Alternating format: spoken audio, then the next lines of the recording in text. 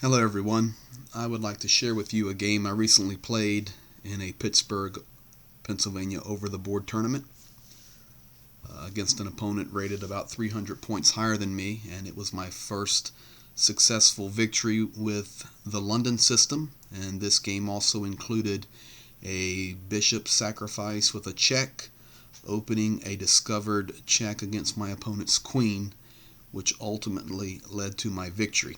So I would like to share the game with you, and hope you enjoy it. So here is my London system. The game started with d4, of course, and my opponent followed with d5.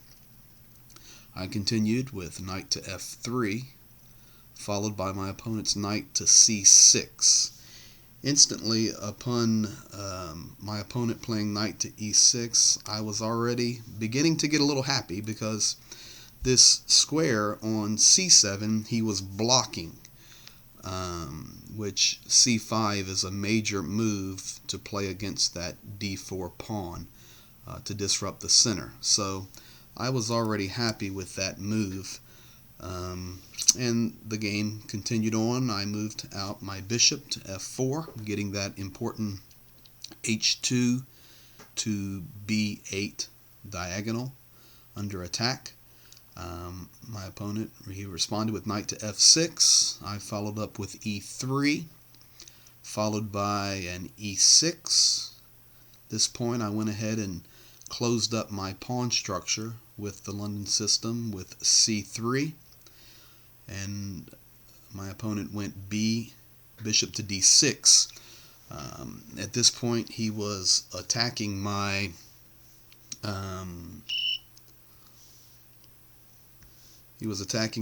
bishop here. And for me, I was actually happy about that. There's different things that can happen. I can bring my bishop back to g3. If he takes the bishop on g3, I can take with h2 to h3, opening up my rook here on the h file. But in this case, I decided to go ahead and take the bishop. I took the bishop because my bishop, dark squared bishop, is actually my bad bishop because my pawn structure is on dark squares. My opponent's pawn structure is on white squares, meaning this bishop here was free to move. So with my level of thinking, I decided to take the bishop and therefore eliminate his good bishop, and keeping my good bishop in play. So I took. He responded by taking with his queen.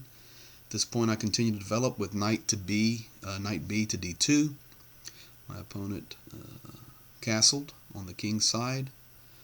I continued developing with bishop to d3. He followed up for some reason with b6. I'm not sure about that unless he is intending to bring his bishop here to b7, which he does not do. I went ahead and castled, making 2 zeros. At this point he moved rook to e8, and I countered with rook to e1. Already at this point in the game, I am thinking about e4. Right now I have 1, 2, 3 defenses for that e4 push, where he would only have 1, 2 defenses. But at my level of chess, I am still sometimes timid. So I just continued to think about that for a moment, and the game continued. He moved his bishop to d7. I really do not know why he did this, because his bishop is blocked there. I was seeing on e6 and c6, so I was actually happy to see that. I should have went ahead at this point and attacked that e4 square, but I did not. I made the move queen to c2. My thoughts were to get another defender against e4, which I did not need. The other thought I had was to go ahead and create a battering ram looking there at the pawn h7. But this presents the issue where my opponent moves e5. He took that square first. My only response could be d take e, because I did not want him to push to e5 and fork my bishop and my knight. So I d takes e. At this point, knight takes e5, knight takes e5, queen takes e5. I then try to gain a little bit of tempo, and I attack the queen, knight to f3. My opponent then, in a timid fashion, moved back to his queen to d6, which made me happy. At this point, I began to develop a plan to ultimately attack the queen. And the way I was going to do that was to bring another piece into play, being my rook on A. So I moved rook A to D1, ultimately looking through a lot of X-ray vision at that queen. Of course, who knows what would happen, but at least I had a plan, and I think Bobby Fischer once said, better to play with a wrong plan than have no plan at all. Now my opponent moves c6. I thought here for quite a while. Actually, in the game, I thought for 30 minutes. I was debating h3, I was debating e4, and I was debating c4. I could see value in all the moves, but ultimately I decided on h3, wanting to protect against an opponent's piece, knight moving, or even bishop coming here or here.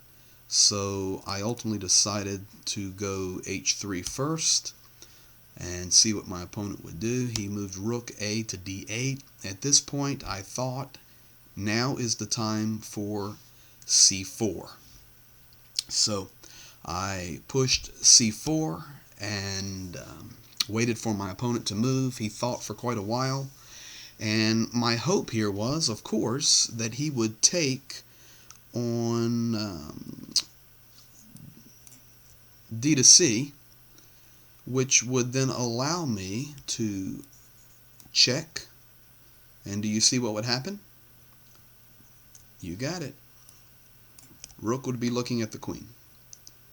That was my hope. The worst case scenario would be if he pushed. Even if he pushed, I would still win a pawn through the push. So those were my two thoughts, probably not deep enough, but fortunately for me, I finally had this happen. My opponent missed it.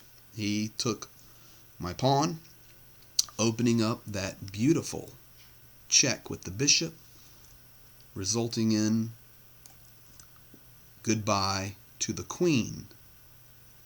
Let me tell you something. I was happy. That is the first time that's ever happened. So yes, I checked.